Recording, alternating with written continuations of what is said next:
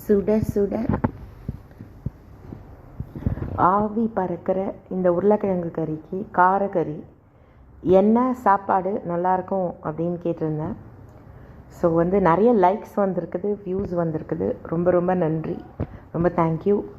இதுக்கு சாம்பார் சாதம், பிசிபேலாபாத், பிளெயின் ரைஸில் சாம்பார் ஊற்றி சாப்பிட்லாம், வெத்த குழம்பு எல்லாமே சூப்பராக இருக்கும். அண்ட் இன்றைக்கி நம்ம வீட்டில் இந்த சாம்பார் சாதத்துக்கு உருளைக்கிழங்கு காரக்கறி, தயிர் பச்சடி, வெள்ளரிக்காய் தயிர் பச்சடி, தயிர் சாதம், இதோட பக்கவாத்தியம் வாசிக்கிறதுக்கு நமக்கு அம்பிகா கல்யாண அப்பளம், ஆனையடி அப்பளம்னு சொல்லுவாங்க, பெரிய அப்பளம், கல்யாணங்களில் பரிமாறப்படுற அப்பளம், அது சின்ன சைஸ் அப்பளம். அப்புறம் ஜவ்வரிசி வடாம் நான் செஞ்சுருந்தேன், லஞ்சுக்கு பண்ணியிருந்தேன். ஸோ சூப்பராக இருக்குது இந்த அப்பளம். நிச்சயமாக அம்பிகா மெயின் டிப்போ மயிலாப்பூரில் கிடைக்கிது, பாக்கி இடங்களையும் கிடைக்கிதுன்னு நினைக்கிறேன். சேனல் சப்ஸ்கிரைப் பண்ணுங்கள்.